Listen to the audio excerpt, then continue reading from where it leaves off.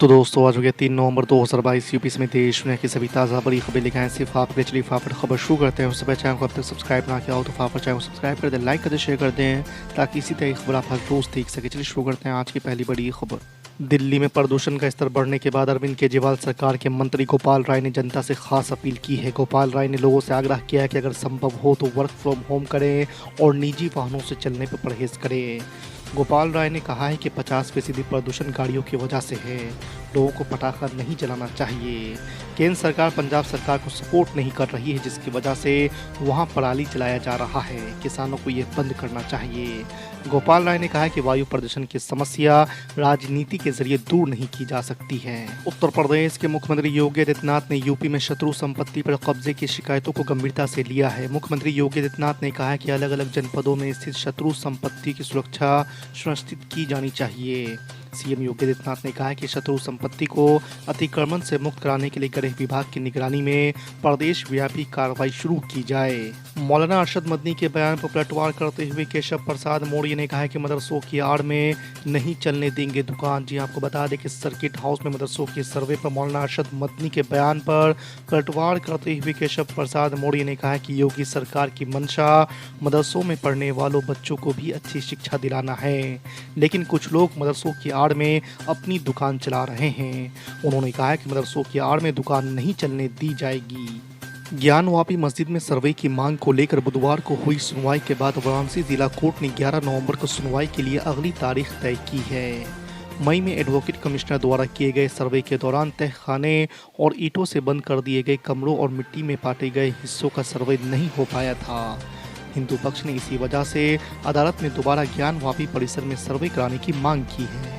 क्या प्रशांत किशोर बनाएंगे राजनीति पार्टी? 12 नवंबर को कर सकते हैं ऐलान। जी आपको बता दें कि जन स्वराज यात्रा के 32वें दिन बुधवार को लोरिया में जनप्रतिनिधियों के साथ बैठक कर चुनावी रणनीतिकार प्रशांत किशोर ने कहा है कि 12 नवंबर को बेतिया में होने वाले अधिवेशन में दल बनाने पर फैसला होगा। जिले के जन स्वराज अभियान से जुड़े लोग अधिवेशन में वोटिंग से इस बारे में निर्णय करेंगे। झारखंड के मुख्यमंत्री हेमंत सोरेन को ईडी द्वारा मनी लॉन्ड्रिंग और अवैध खनन मामले में समन जारी किए जाने के बाद झारखंड में सियासी हलचल तेज हो गई है। हेमंत सोरेन ने कहा है कि उनके राज्य में लोग इस साजिश का जवाब देंगे। सोरेन ने कहा है कि वो ईडी के समन से बेफिक्र है। आपको बता दें कि साहिबगंज में आयोजित आपकी योजना आपकी सरकार आपके द्वार कार्यक्रम में सोरेन ने कहा है कि उनकी सरकार के खिलाफ साजिश रची जा रही है। हेमंत सोरेन ने कहा है कि ईडी ने मुझे बुलाया है, लेकिन मैं उनसे डरता नहीं हूँ। राष्ट्रीय राजधानी में अरविंद केजरीवाल सरकार ने मजदूरों को बड़ी राहत देने का ऐलान किया है। मुख्यमंत्री अरविंद केजरीवाल ने कहा है कि मैंने श्रम मंत्री मनीष सिसोदिया को कहा है कि वो मजदूरों की आर्थिक मदद करे। मजदूरों को आर्थिक मदद के तौर पर 5,000 रुपये दिए जाएंगे। केजरीवाल सरकार ने कहा है कि जब तक दिल्ली में निर्माण कार्य पर रोक जारी रहेगी तब तक मजदूरों को 5,000 रुपये दिया जाएगा। केजरीवाल सरकार के इस ऐलान के बाद निर्माण कार्य में लगे मजदूरों को आर्थिक मदद दी जाएगी। भारतीय जनता पार्टी के राष्ट्रीय प्रवक्ता शहनवाज हुसैन ने एमआईएम प्रमुख असदुद्दीन ओवैसी पर निशाना साधा। उन्होंने ओवैसी पर समान नागरिक संहिता के मुद्दे को लेकर राजनीतिकरण करने का आरोप लगाया है। समाचार एजेंसी ANI से बात करते हुए शहनवाज हुसैन ने कहा है कि ओवैसी को पता होना चाहिए कि उत्तराखंड में बीजेपी की सरकार है और उत्तराखंड सरकार ने भी UCC को लागू करने के लिए एक कमेटी बनाई थी। शहनवाज हुसैन ने आगे कहा है कि अगर भारतीय मुसलमान विदेश जाकर शादी करते हैं तो वे वहाँ के नियमों का पालन करते हैं। आम आदमी पार्टी ने गुजरात विधानसभा चुनाव के मद्देनजर अपने 22 उम्मीदवारों की एक सूची मंगलवार को जारी कर दी है। आपने अभी तक कुल 108 प्रत्याशियों के नाम घोषित कर दिए हैं। आपको बता दें कि 182 सदस्य गुजरात विधानसभा के चुनाव इस साल दिसंबर में होने हैं। आम आदमी पार्टी एकमात्र राजनीतिक दल है जिसने गुजरात में विधानसभा चुनाव के मद्देनजर 100 से ज़्यादा उम्मीदवारों की घोषणा की है। आपको बता दें कि भाजपा और कांग्रेस ने अभी तक विधानसभा चुनाव के लिए उम्मीदवारों की घोषणा नहीं की है। विदेश मंत्री एस जयशंकर ने CPC को लेकर चीन को जमकर सुनाया और नसीहत भी दी है। उन्होंने कहा है कि शंघाई सहयोग संगठन के क्षेत्र में आने वाले प्रोजेक्ट्स को लेकर चीन को इस बात का ध्यान रखना चाहिए कि किसी देश की अखंडता और संप्रभुता को नुकसान न पहुँचे। आपको बता दें कि SCO काउंसिल ऑफ हेड्स की वर्चुअल बैठक में संबोधन के दौरान विदेश मंत्री ने चीन और पाकिस्तान के संबंधों की तरफ इशारा करते हुए खरी खरी सुनाई। गुजरात के मोरबी में हुए हादसे के बाद पीड़ितों का दर्द बांटने के लिए प्रधानमंत्री नरेंद्र मोदी मोरबी पहुंचे थे। PM मोदी के मोरबी पहुंचने की कुछ तस्वीरें सामने आई है। इन तस्वीरों में PM मोदी गुजरात के मुख्यमंत्री भूपेंद्र पटेल के साथ घटनास्थल का जायजा लेते नजर आ रहे हैं।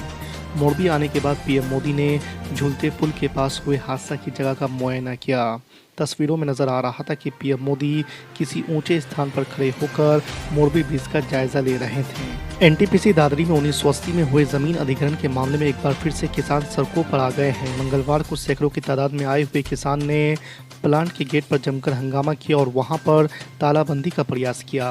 इस दौरान पुलिस और पीएसी के अधिकारियों ने हंगामा कर रहे किसानों को काफ़ी समझाने का प्रयास किया। जब किसान नहीं माने तो पहले उन पर वाटर कैनन और फिर बाद में लाठी चार्ज कर खदेड़ दिया गया। आपको बता दें कि इसमें कुछ किसानों को चोट भी आई है।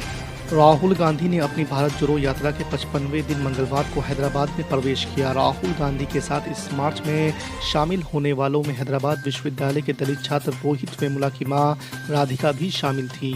आपको बता दें कि वेमुला की आत्महत्या के बाद 2016 में खूब विरोध प्रदर्शन हुए थे। विरोध प्रदर्शन के दौरान राहुल गांधी ने खुद हैदराबाद कैंपस का दौरा किया था।